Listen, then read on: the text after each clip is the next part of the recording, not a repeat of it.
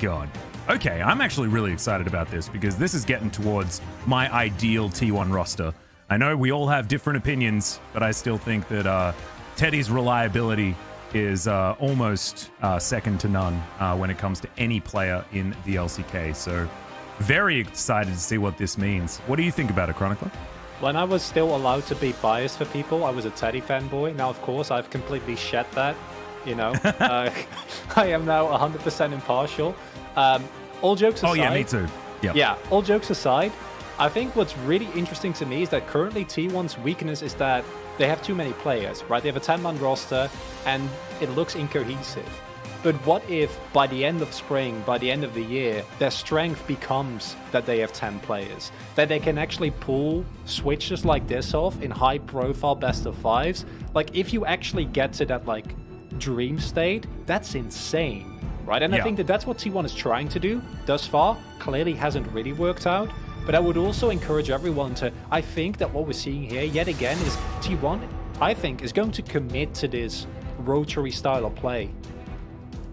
I actually really like it because I think that you can utilize different players on different sides of the map. When it comes to the draft, I think you can utilize a player that has a more shallow champion pool theoretically on the blue side, right? Because you get priority picks and you can try and play around that. And you can force different mind games onto your opposition, which means that they have to continually rethink how they handle these drafts. So I agree with you. I think that if you can do it effectively, it's very powerful. However, we haven't necessarily seen it work in the past, right? Like, Afrika is the perfect example of it just not working because they tried to play their 10-man roster and it just, you know, it went from mediocre to mediocre every time it got switched around, and it felt like the cohesiveness, like you were talking about, just wasn't there. But we are well and truly into the pick and ban right now as Kalista, Na, and Azir all banned away from Nongshim, not allowing those priority first picks on these solo lanes to come through, and the Talia and Olaf both taken away. So once again, a bit of a jungle focus when we saw the bans go elsewhere last time around. Expecting a Thresh or a Phalios ban here. If you don't as T1, then I would like to see them pick it away, because I think that regardless what the first pick is going to be here, because I don't think Nongshim is going to first pick... Oh, well, never mind. I was like... I think they sort of have to, right?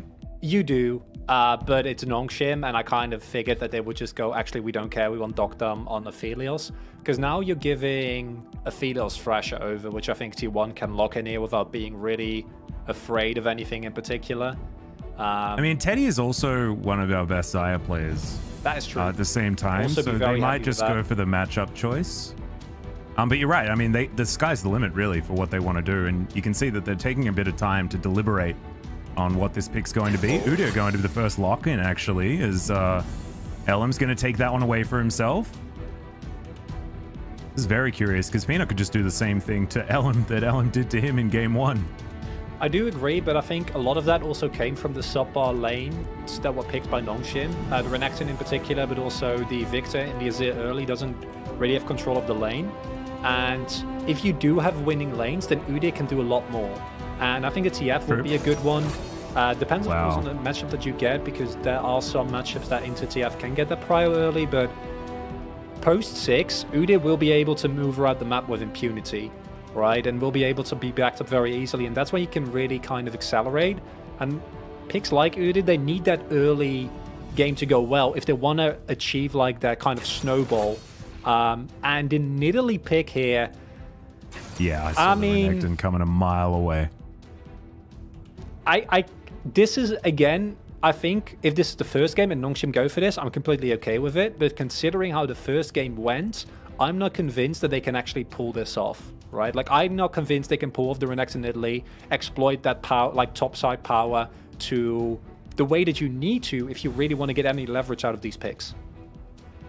Well, we'll see what they do. I think this Xayah pick is exactly what they needed to do. You didn't want Teddy's champion pool to be too pinched, and Kai'Sa is just way too strong if you don't get a decent answer. So Xayah, of course, very understandable. And now we might see supports on the chopping block, but I imagine Nongshim probably want to take away some of these counter picks into the Renekton, make sure that Zeus is as uncomfortable as possible, because I think targeting a rookie, especially, you know, when he's, what, 17 and 4 days old? Yeah. You know, it's certainly a place where you could potentially find weakness. Didn't see it in game number 1, but could be an opportunity here in game number 2 as the Leona to be taken away. And This is sort of what we're expecting out of T1, making sure that Teddy and Keria have the best possible lane for themselves. Also kind of setting up a Rakan pick, right? Like banning away some of the Rakan counters preemptively so you can force that out. That is a very classic Renekton pick that's banned, or counter that's banned there. Goodbye, we say to the Quinn. Even though, I mean, we keep coming back to this, right? But like the Quinn, it feels like such a knife's edge matchup against the Renekton, even though it's technically favored. But if you look at Zeus' form in that first game, I'm actually pretty happy that Nongshim don't take the risk. I would not mind another topside ban here. Because, as already mentioned, if you do get a good matchup here, because this is of course the power of the Renekton, right? Like he locks away. There's a lot of picks that you can't take into him. You can of course always put Zeus on the Ornn, but that does mean that you're forfeiting a lot of control over your lane. There is Rakan ban, because as we said, that was kind of what they were signaling towards, and I don't really think that you want to give the Lovers duo to Teddy and Keria, because we already saw in the map move, if you didn't see that yet, you really should, the amount of spacing and like team fight prowess that Teddy has. Because Gumayushi, yes, his laning is amazing, even though last game he had a rough one. This though, I'd be a big fan of this. I'm already in love with this player. Zeus, what a lord. Even better. This certainly does manage to crush lane as well. It's not bad. I actually would have loved Camille. Just because Twisted Fate Camille, such a good combo. Camille lanes relatively well into the Renekton. Can get a little bit rough. Yeah. But you certainly outscale pretty hard. I agree. But I think Jace is fine. You can still put on a lot of pressure, and it does give them a lot more poke around objectives at the same time. I think with the Camille, the problem is that like in a vacuum, that matchup is pretty volatile, because Renekton with his empowered W can really make your life miserable if you try to go for the short trades that Camille likes to do with Grasp and a shield. And then that's, I think Zeus can pilot that okay, but then if Peanut visits a top lane and you get ahead as Renekton, like that's not playable. And I think the Jace is going to be able to, yet again, is going to draw a lot of pressure. But I feel like T1 and Zeus in particular, after that first game, I don't mind him drawing pressure. Like, throw all the pressure his way. That's completely fine. And this is really interesting, because now all of a sudden there technically is flex potential here, because this Set and Renekton duo, I'm expecting it to be Set mid, Renekton top, but you can in theory flex it around. Yeah, this is a very interesting one. This is making sure that Peanut is going to be the carry, right? Doctorm can build a lot of magic damage as well, so if you're looking at damage variance and being like, too much AD, it's not actually the case, really, because Peanut's going to be doing a lot of damage. We've seen his Nidalee before, and he is 100% a hard carry when it comes to this pickup, has been for years, in fact. As the Kai'Sa as well will be doing about 60-40 or something like that, AD to AP damage. So this is a really interesting situation, and we'll have to see where the draft is going to sort of shake out. As you're expecting Set mid and the Renekton top does make a lot of sense, and that's likely what we're going to see. However, Nongshim basically, there's two modes that you can play this. Either you snowball the early game, which, you know, is doable. You do have a lot of power in the setup that you have definitely with both your mid and your top lane. Your Rel makes it really, really easy for your Kai'Sa to like dive in deep and still get out safe. It's kind of mode 2 is just dive deep, right? Set, Renekton, into the back line, throw a Rel, attract and repel on top of it. But you're playing into Xayah fresh, and you're playing into a comp with a lot of kite back in the form of the Jace, the Twisted Fate, a lot of side lane control. This comp can also, I think the problem with the comp that you have here is that if you go for side lanes, you're facing it into a TF. That's a nightmare, right? And if you're going to team fights, you're a dive comp into one of the strongest anti-dive AD carries combined with a fresh. That's not great. No, I'm a little bit perplexed as to this set pick. Seems to be something that Bay is happy to take into Faker's Twisted Fate, and the way I sort of watched this draft was just a battle for who can get priority early, right? Because that's what's going to help LM hold on to his relevance. I think that the Jace pick, for that reason, was a lot better, right? I was calling for things like the Gangplank, things like the Camille, but they come online a little bit later. You don't necessarily like smash the lane at level 5, for example. Level 2 Gangplank is terrifying, but level 1 Gangplank is level 1, of course. You saw the lock-in tournament, right? You saw what happened to Fudge. Poor guinea pig. But this is I'm not sold on the set pick mid, and we'll just have to see whether Bay has the correct answers as this match moves forward, because, you know, Renekton Italy does do a lot if they actually get the pressure towards the top side, and Jace isn't extraordinarily safe up there either, and he's going to be shoving most likely. Yeah, for Jace, it's more about deterring, right? Like, if you actually get dove, you're in a rough spot. But Rich should not be able to do that unless Peanut helps him, right? Like in Renekton, I don't really expect Rich to be able to take control of the wave and through that find like a big stack of minions, crash it into the turret, and then dive that way. Because in the early game, you're not going to get it done. Maybe if you get like a good gank off. So there needs to be so much diversion of attention to this top side. But that makes it fairly predictable. And it's not like the bot side for T1 needs help. Now, if you look at T1's comp, there is, of course, somewhat of a lack of hard engage, right? Like, it's not a perfect comp, but overall, it feels way more well-rounded to me. Yep, we had a little bit of a delay getting in there, guys, but it has all been sorted out, and here we are for game number 2. Onto the Rift, and let's see how it is going to go. I like that you bring up that there isn't a super large amount of protection for Teddy, but I think that it's going to be T1. If they're going to win this game, they're probably going to have initiative around this map, right? Like, that's just how a Twisted Fate composition works. And so I don't think that that's all that relevant. But we'll just have to see how it actually works out as we get into it. As Docdom does have the coveted Kai'Sa pick. And he's already putting on a bit of pressure here, as you can see. Set making his way forward as well. And it looks like we are probably just going to have a bit of a gentleman's agreement. Looks like a red buff start here for Elam as well. We'll end up on the bottom side of the map. And Zeus will now likely be playing a little bit more weak side as far as the top lane is concerned. So we'll see how he does in a different circumstance against Rich. I'm actually happy to see Elam start bot side, specifically of what I said earlier. I feel like you know the attention is going to be on Zeus, right? Like you know that immediately move back down there, right? Expect Peanut. Maybe he's going to go for a full topside clear and then into some pressure, but this comes down to what I said earlier. Zeus is going to have control, Zeus is going to be pushing. Then the question is, can Elam either cover for him, or can Zeus still farm to level 6, and at that point it becomes a completely different ball game because of the power of that TF. Well, Crashdown comes in, Carrier, just demonstrating the power of the Flay to deny that one. And so far, things pretty cool, calm, and collected here on the bottom side of the map. Docdom and Kellen having a decent time, but, you know, their laning has been very, very good. It's something to be expected here, as we'll see how Teddy handles it. With, his turn on the Xayah. I love this pathing from Elam. He skips his wolf camp there, and I think it's because he preemptively wants to be on his top side earlier, because I think after what you did to Peanut last game, there's a fair expectation that he's going to try to do the exact same thing to you and kind of catch you off guard. And, you know, if you skip your wolf camp and you're there earlier, then there's not that much he can do. As we see, that's a high win rate, Faker. Yeah, he's pretty good at the Twisted Fate. Of course, is an absolute legacy pick for Faker. Was certainly one of the picks that was in very high demand when SKT were just winning absolutely everything. Don't just ignore the fact that Faker just missed a cannon. I know that hurt a lot of people, but still, 83% win rate ain't bad at all. And you were already talking about the set mid pick a little bit. I'm expecting this to be another mid set or a tank set, as we see the trading coming through. And here you see Elam covering just in case that Peanut does have the top side, right? Because I'm not entirely sure. I don't think they knew what Peanut was. So just making sure that Zeus can push out this lane, not get punished, and be completely okay.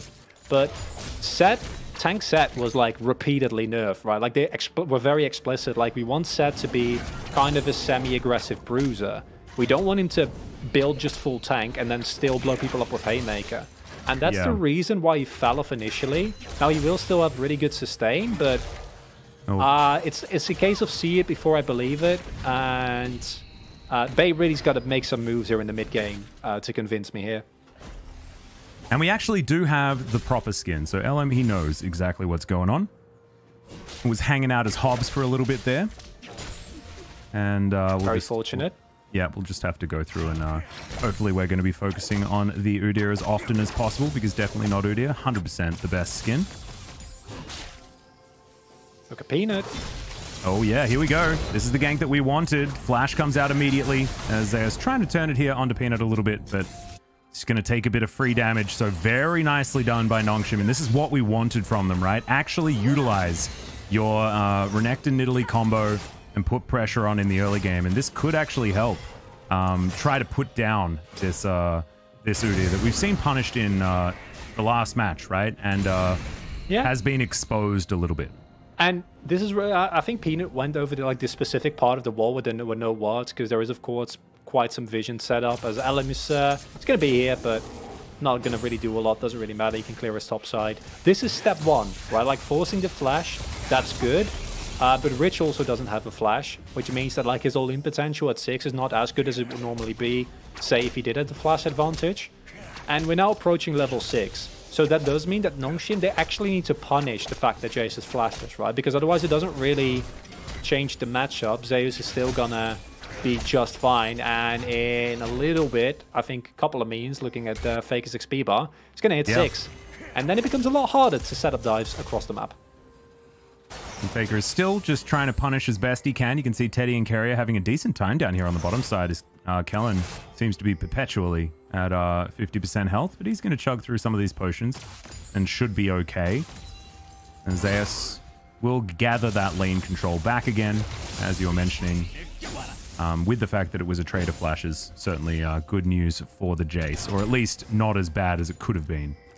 As this is sort of how it goes for mid-set. You just soak as much damage as possible, use your health bar as a resource, but unfortunately, it hasn't necessarily looked too much like a counter pick. It's not like, you know, picking Kassadin into the Curse of Fate or anything like that, as finally a face breaker comes in. And Bay is going to be able to trade back quite decently, but you can see Faker now, with those wild cards getting boosted up, certainly able to take care of these minion waves very comfortably. And Elm utilizes the extra power that they do have with all of that wave clear and takes down a Drake. Yeah, this is also, of course, the power of Udyr, as Teddy's probably going to flash. Yeah, is he going to make it? No, he's not. That's going to be first blood going over to Peanut. Right place, right time, and I'm not sure what Teddy was doing. Unfortunate time to go for a ward, I think. As the hook comes down onto Peanut, that's going to be Blast Cone utilized, and Elm's just like, nah, not going to be here. It's going to Hobbs his way out. And we'll see whether they can actually lock down this blue buff. A lot of extra power here, and Nongshim going to continue pushing the envelope. Yeah, filter's ready. Yeah, Bay is rotating over as well, though. And you saw the Void Seeker. There was a Kai'Sa with Killer Instinct on hand. And so Nongshim just going to take away the blue. So this is a much better start here for this team already. 100 gold in the lead. Not too much, but still way better than last game, where they really did start getting pummeled early. I don't think Doctum could have immediately joined with Killer Instinct, because he doesn't have it yet. That seems, you know, like that'd probably be good if you want to make a play around that.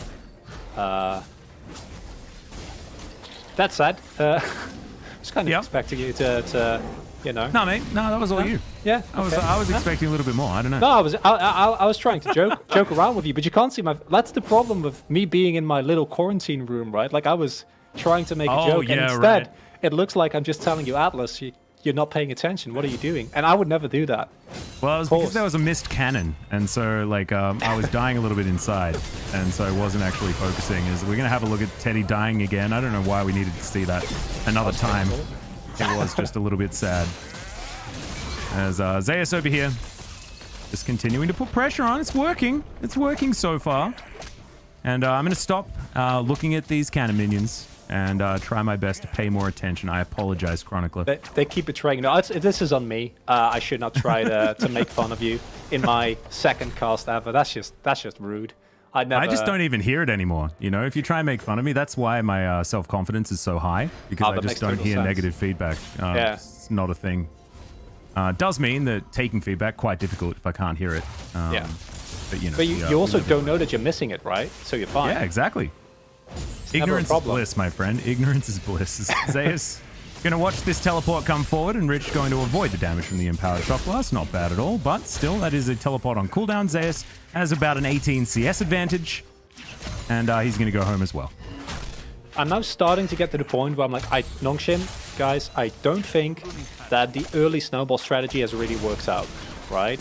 I say, you know, Peanut, good for you. Go for that Rift Herald. Go for those objectives, because that's really what you need. If you don't get the, otherwise going to build up to, if you don't find the early snowball, you need objectives. because you need to be able to set up flanks, you need to be able to actually dive that T1 backline, because otherwise your fights are going to be very, very hard. You have a team that's great for it, but you do need to be in a position where T1 is actually forced to fight with you, because if T1 is already somewhere, and they have full vision, they have full setup, you're going to have a problem. Well, here's the return, and Zeus, unfortunately, has his flashback up, so a little bit too late here is Peanut just going to back away. Understands that this wave is going to be pushing towards safety for the Jace. There's a stun that it does come in, but Rich still taking a lot of damage there. To the skies comes in. Elim in a great position as Faker looking for a Destiny Bay. Wants to get the interrupt, and he does so. Faker not going to make it up there. And now T1, they're looking to back away. Bay's going to take the inside track, though. It will be a 3 versus 2 as they get into the alcove. It's not where you want to be as Zeus goes down. Peanut grabs another kill. Facebreaker onto Elim, and he has to run for the hills. He does so, gets to safety. The flash out from Peanut. Good hook is going to land onto Bay, but he's pretty tanky right now. And T1 have to walk away with a dead Jace. And really, really well done. You saw T1. They were expecting that TFL to come through. That's why they were posturing forward. They could have, at any point in that engagement, said, okay, guys, we're just going to back off, right? Like, they were fine. They could have just gotten out. Instead, they got greedy. And I guess there we do see the value. Bay just immediately hits that ghost, hits the smash, and then Faker is standing there like, guys, I'm still coming, but it's going to take a while. And yeah. I think they should have sacked Zeus, excuse me, and just leave it at that. Because I don't think everyone has to die there. No, and I think it was, you know, it was the right move. I liked Carrier landing that hook, but unfortunately it was onto Bay, not onto Peanut, who did have to flash. So there might be some follow-up opportunities, but this is a game certainly going much better than Nongshim. Teddy, though, he's going to be pushing in his turn on the Xayah this time around. Dr. Feeling that pain as this laning phase has worked out very well for Xayah in almost every one of these matchups. As Teddy will take yet another plate. Yeah, so this is over here, hobbsing this guy down. Yeah, so this is my problem. Yes, you got 2 kills. That's very nice. But T1 is about to pick up the second Drake of the game. And because of the back timers that you hate as Nongshim, there's no way ever that you're contesting this. And those dragons are really, really important, right? T1 is going to pick up either a Mountain or an Infernal. Will be an Infernal. I really appreciate you giving me non-Cloud Drakes. Yeah, I mean, I had to work really, really hard today to try and get there, but I'm glad you appreciate it, you know, because it was a lot of effort. You're going to see this one more time. So you see, they are going in so deep here with the expectation that Faker will be there. And this is where I feel like Elim could have just gotten out. Instead, they try and salvage the situation here, which I think is really greedy because a ghosted up Bay is always going to be way earlier. Now, Elim does get out, but 2 more flashes are invested. And I think the moment that cancel comes through, you just try to get out as soon as you can. Yeah. A little bit unfortunate that Faker had to use his flash as well, but he's got an unsealed spellbook, so now he's sitting on an Ignite and a Ghost, and so still has enough Summoner spells to be okay. Carrier over here just wandering very, very quickly through the mid lane as Bay pushes this one out and continues to put pressure on. You can see Faker's still winning as far as the gold is concerned, largely to do with being Twisted Fate and also having a CS advantage. But let's just see how this this mid game is going to unfold as we get there. Plates will be down in 1 minute's time. And already there's been a lot of control towards the bottom side when it comes to pushing the wave, but we haven't seen the CS gap really amount to much. And as you say, I feel like neither team is really running away with the lead here, but in my opinion, that will favor T1. If they play the same kind of clean game style that they were able to find in the first game, obviously they're not snowballing this time, they're not as in control. So we see a nice hook there. Yeah, Box actually comes down as well. Don't know whether Carrier necessarily needed to invest that one. As Elim, he's going to come round. See whether Tibbers mode is going to be in full effect. As Teddy might be able to take this turret, actually, as Zeus is here. Rich rotates down, and Peanut's going to continue his assault on the jungle. There's the showstopper, though, as Zeus immediately having to flash away, but I don't think it's going to be enough. And Faker, he thought about it, but then he was like, nope, that guy's dead. And unfortunately, it's the opposite experience here for Zeus in game number 2. 0-2 now, as opposed to his phenomenal Nah game. I wonder if... I think that Bay was standing on a ward. I'm not entirely sure why Zeus was so far up, considering that, you know, the moment that Sat gets on top of you, you're very, very, very dead. Yeah. T1 do pick up the first turret block though, and that's going to really keep them relevant in this game, but it's a much shakier game. With the TF, you kind of want to be always making the plays, right? Setting up the tempo. In terms of objectives, that has gone well. They give the Rift Tower, but they got the 2 Drake. So T1 is still in a fine spot this game, but giving over more and more kills over to Peanut is actually kind of a problem. Because as you already pointed out at Champ Select, Peanut is the sole AP source. He went for the Night Harvest here, also would not have minded Luden's Echoes, which is a tech that I've heard can also have some value every now and then. And is he not on? Yeah, he's on a ward. Yeah. Just not really what you want, as I think... No, there's not a ward there right now. But still, just capitalization there, as Bay just seems to be like clearing waves and entering the river, right? And he's been able to capitalize on it so many times. So he's going to go back. We'll see whether it's going to be first mythic completed here for the set, as LM thinking about interrupting, but unfortunately turns into a chicken, doesn't find too much joy, as Void Seeker will connect. Killer Instinct not going to be opted in for there by Dr. That was close, though. He could have, if he wanted to, but I don't mind that he didn't. The thing is, though, even though these skirmishes are going kind of rough, I say, as T1 goes in deep here. Yeah, and Bay's actually going to say thank you for it, as there's the crash down from Kellen. A lot of flashes as Carrier and Teddy try to get out of there, but Rich turns up into the backline. Teddy immediately is eliminated. LM now running for the hills, as the Void Seeker comes in, and that's going to be it. Docdarm picks it up with a Killer Instinct. He may actually die from this one. Immediate cleanse. That was pretty Captain Jack. Liked it a lot. As he supercharges to try and get himself out of the way. Faker's Ignite not going to be enough. As now Rich finds himself underneath the turret. Faker goes golden. Hook is going to go wide, and the crash down will spell the death of the Twisted Fate. And Nongshim have woken up.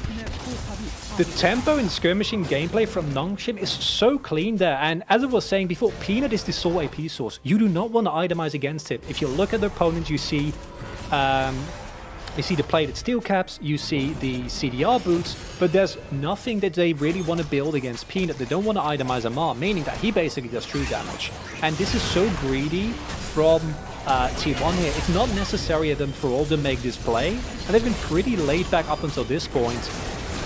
And then here it just all goes wrong, and the fact that they keep trying to like kind of force gives me the idea that they think they're in a much better spot in this game than they really are, because this is still fine. But then again, this is the second time that T1 has done this. Faker goes in so deep trying to get this kill, and then he dies yet again. The sidestep was beautiful from Docdarm as well. Just ever so slightly avoiding the wildcards, as the hook was a bit unfortunate. But I think the capitalization from Nongshim was fantastic, and already, like, the set mid has got the value that they needed it to. Like, this is the crazy thing. This is where I, was raising my eyebrows in the draft. Like, what is this set actually going to be able to provide? But Bay has been playing it very, very nicely and turning a lot of what T1's been trying to do against them, as once again, Bay's going to find Faker. The Stride Break is going to slow him down, and then Bay grabs the kill with the Showstopper. 7-0 now. This is like just opposite day from game number 1. It feels like maybe it's blue side power, but I don't think so. I think this is just Nongshim realizing how they needed to play against this composition, and maybe this Udyr being a little bit more of a trap than the priority pick that it's been so far this series. Yeah, and Faker pulling the red card there, the crucial moment, it's just all kind of going wrong for T1. Now, I want to two things. First of all, Nongshim are playing incredibly well, as you're saying. I'm really impressed with how they've been able to utilize the Stride Breaker set. Of course, didn't go tank when Stride Breaker item is super, super good because it fixes your biggest issue. And base ghosts have been super, super impressive. Constantly making the play. Every single time he's popped that ghost, someone has died. Yeah. On the other side of the coin, T1 are only 1k gold behind. They still have 2 Drakes. This is not an over and shut game, but how Nongshim are finding these constant high-tempo plays and skirmishes is really impressive to me. And especially when the next Drakes are going to be these Infernals as well. If they stack up 4 of them with the fact that they've now built so much map control, this is where things get really, really scary. As Shirley, she's going to get taken down by Peanut, who's just quietly sitting at 304 now, 100% kill contribution on his very, very powerful Nidalee. And I'm thinking that maybe he should just play it every single game. As Bay gets the Facebreaker onto Ellen. There are a lot of members of T1 in this area, but it looks like... Oh, Teddy actually is able to lock down that red buff. Like it a lot, as Faker's splitting on the bottom side. Playing side lanes, certainly a thing that this composition can do. course, you see Twisted Fate, you think side lanes, but Nongshim certainly still in a very good position. Just over 1,000 gold, like you mentioned earlier, not the end of the world for T1. And especially looking at the items that have been picked up, Teddy's in a good spot as Faker makes it back to the mid lane. We'll see, they look like they're grouping for something, but there's not too much in this area. I wouldn't mind them just grouping in general, even though, like as you say, they have a comp that's very strong off in the side lane. I think in terms of lane assignments, though, I don't think Zeus is going to have a great time against either Rich or Bay. Might be wrong on the Renekton matchup, but I feel like Bay is just going to very quickly run him down. Not have a problem getting on top of him. Now building towards what looking to be like a dead man's plate. And just stacking more and more move speed, right? And if you avoid these high tempo plays when Nongshim blow up one member and then go after one by one the rest of your team, you might still be okay. As we already said, T1 can play this slow. They have a frontline in the form of Udyr, they have a lot of poke available, and they have Teddy, who in team fights should smash it, both from the champion perspective and also it's Teddy, right? Like that's his strength, that's what he does, that's what he's provided for T1.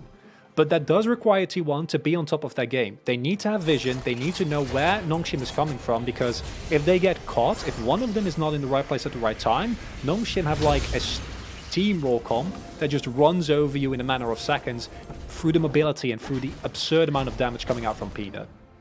Yeah. Looking forward to seeing them try to capitalize on it. The Baron has spawned about a minute ago. I don't think anyone's going to be able to get to it just yet. But already you can see there are wards going down around the area as T1 do push out this mid lane. Gradually getting some control back as Faker pretty deep now, looking for Doctarm. Does grab him there as the rapid fire cannon has been completed, so you can do that from pretty safe range. Zeus down here on the bottom side continuing to just split as effectively as he can. Faker comes in, gold card, great timing, but the dice does come back. Not quite enough to lock down Rich there, but he's not going to be able to get back to this lane, and maybe an opportunity to get themselves a turret. Base splitting on the top side as well. This could just be a trade, if anything, unless T1 can win this 3v3 that is now going to be a 4v3 as Faker rotates over. Oh, look at Bay. He's going to come in from the flank. They don't have vision of him. Yeah, this is really dangerous. Voidseeker does come down. Teddy, Featherstorm very, very early as Bay comes on in. There's the flash. Looking for Teddy right now. Carrier is going to be taken down. Teddy finds himself in relative safety, and Bay has to use the showstopper. Not on the Xayah, which is absolutely the target that he was looking for. Blast Cone gets Faker to safety. Zeus is a little bit behind enemy lines, but he should be okay for the moment. As, oh no, I think they spotted him. There's the Voidseeker as well as Doctarm. Gonna cancel the back, and Zeus is gonna have to go for a run, I think. As Peanut, he's coming over, everyone collapsing onto Zeus, who's just like, nah, I'm getting this. We'll see whether he can actually, I don't know. Drake is spawning, like, they need to not go on him. It's 25 seconds, you can't give him this save point. Well, I mean, he does buy a lot of time, like you say. It's going to be Teddy going for a reset off the back end of this, though, and 15 seconds is enough time for Nongshim to move over into position on this Infernal. So a little bit unfortunate for the Jace, and no real capitalization is going to eventuate either. And now we're starting to get to a point where T1 seemingly are just going to sack objectives to try and hit crucial spikes. I think they're looking for a 3-item spike on Teddy, possibly also a next item on Zeus. And even though this feels like a very even game, T1 have not found a single kill yet, and that is not necessarily insurmountable, but I feel like they're getting frustrated, they're playing frustrated, right? We saw Faker go for like these over-aggressive plays repeatedly. And again, this is a T1. Yes, their first game was exceptional, but they've been here before. They have been one game up, looking very dominant, and it's gone wrong plenty of times. So I think this is T1 fighting against himself to say his Rich is found. Yep, gold card is going to come in, but Faker doesn't have a lot of damage right now, and Rich is pretty tanky. There's the Dominus. Gold card comes in. Carrier and Teddy are going to be in position. Peanut looking to try and turn up. There's the flash forward. Stun comes down onto Teddy. Immediately he has to Featherstorm. Gets into melee range with Rich, but will survive for the moment. Not enough to grab the kill. Faker goes in, gets baited by Rich. He does go down. Not even sure what that was, as at least Faker is rewarded with the first kill for T1, but it's still going to be a trade 1-for-1. And that Drake still went over to Nongshim after all was said and done. So Nongshim still in great control of this game despite what the gold says. I think it was the wildcard from Faker there in the end that landed him that kill. And let's look again. Here, there's no vision for T1, right? They're setting up this full fight. I'm not sure what that ult from Teddy was sideways. And then literally the fact that Bay is there means that you can't disengage as T1. You're forced into this position where your backline is they're not even getting dove. Like, they're already in. Bay literally immediately has backline access. And then this is kind of a attempt from T1 to salvage the situation and maybe pick up a kill, maybe get a shutdown, right? Maybe take away some pressure. But Rich's stalling here is exceptional, and the damage from Peanut is insane. And this is something that I was skeptical of this Nidalee pick, right? But Peanut has been picking up so much kill and goals. So I think it's the final wildcards here. Oh yeah, our observers are smurfing. Again, look at the map, look at Bay. Oh no! Back in live once again. The stun is fantastic though. That's going to deny the flank as T1 still running away. But that's by the skin of their teeth. They're able to get out. So this is what they're going to have to do over and over again to stop Bay from just demanding whichever fight he wants.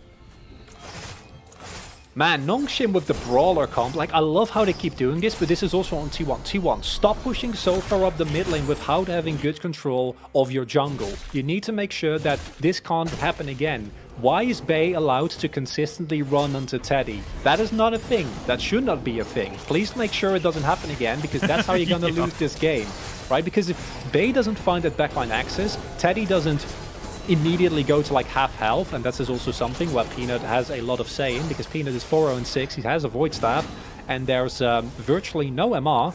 Is there literally no MR? There might be on the side of T1, so his spears feel real bad, meaning that one spear, Teddy's out of the fight, and one spear plus Bay is instant loss of a team fight. And Teddy can't play the game. And, you know, he still has a bounty because he's 288 CS because it's Teddy. And they've been he's Teddy, funneling a lot. Oh, Teddy. Teddy? Oh, no. What? He just kills him! Doctom's just dead and he makes it to safety. This is exactly what we're talking about. The Teddy effect is always going to be there. Oh, no. Doctom just didn't know. He just didn't know. Literally, as I say, Teddy can't play the video game. Teddy plays the video game. Unbelievable. Right, he does. Finds the kill. Well, I mean, yeah, what did you say about that? That is just straight up outplayed from Teddy here. Now T1, they still need to be respectful. I don't think they can take this Baron specifically because of the power of Peanut, right? And this is a problem that T1 will still have even if they do find a pick. They don't have hard engage, and they're not winning the poke war right now. No, and they wanted to win the poke war, right? That's why things like this Jace exist. The wildcards from Faker as well as... Let's have a look at this one more time. The supercharger comes in and Doctom gets hit by, 3 autos and a feather, I think. Yeah. And Teddy just uses the feather stone and says, see ya, goodbye. Thank you for the kill. Really appreciated. Oh my goodness. And now his bounty goes up to 350. That's a 1-2 and 1 Xayah as well. Not exactly fed in any way. As these spears, I mean, Kerry can take 2 of those and then he's dead. As they're going to have to start really avoiding them. It feels like Peanut is like Zoe levels of destruction right now. Oh, definitely. And that's very scary. But T1 does know what's happening. There comes the engage. Yep, the crash down comes forward. This is a great engage out from Nongshim as Doctom grabs the kill onto Faker, but does have to make his way out of the fight. Teddy at full health as he dashes his way to the side. Elim now getting himself into position. The haymaker from Bay, not enough to deter Teddy right now, who just walks past him. That's going to be enough autos. Elim actually grabs the kill, and now T1 can push forward. Rich will get stunned up, and look at the damage from this Xayah. Rich gets on top of him, but he still had Featherstorm, so Teddy easily able to lock down that kill. And Nongshim, they have to kill this Xayah instantly, otherwise these fights get so much harder. And we see some split calls here. I would love for them to go to Drake. I don't think Peanut is still alive. Don't go for this. He's 2 levels up. He's still a Nidalee that's going to spare you. And they decide to go for the safe play and go for the Drake. And this is what we've been talking about this entire time. Yes, T1 doesn't have great engage, but that doesn't matter when you can play team fights as well as this. Faker gets blown up at the start of this fight because Callan goes in really, really deep here. And yes, he finds Faker, but we don't care about Faker. Faker doesn't matter in this scenario. It's all about the man Teddy. And here we see Keria and Ellen doing such a stellar job combined with Teddy's use of Gale Force, as well as just his sheer kiteback potential to make this play work somehow, even despite the fact that this was effectively a 4 versus 5 for T1. Yeah, he's just untouched, able to avoid all of the spears. Rich eventually gets on top of him and then gets the bad news that the ulti was still available. So really well played. This is the Teddy in the late game that we were talking about. Sometimes, you know, it feels good when the narratives pay off. It certainly does work out. It's still by no means a huge advantage for T1 or anything like that. 1,000 gold at 30 minutes means approximately nothing. We've still got a game on our hands, but this is 4 items on Teddy. Just completes the rapid fire cannon. He has Infinity Edge as well. This Xayah is terrifying. Oh, Teddy. And actually, big numbers. Yeah, Xayah's also doing a surprise. Faker has literally 0 damage, and that looks really mean, right? But honestly, it doesn't really matter as long as you draw attention. And Faker did draw out the hard engage from Calendar. If Calendar gets that on top of Teddy, that teamfight can look entirely different. Of course, still not the greatest game, but there's still value. I say is that Teddy smells another target. Yeah, he's running real fast to try and lock this guy down. The rest of Nongshim do turn up, and T1 will respect it. Is now just clearing out all of the vision around the Baron. And Xayah's just going to push this top lane. Faker, Destiny almost available once again.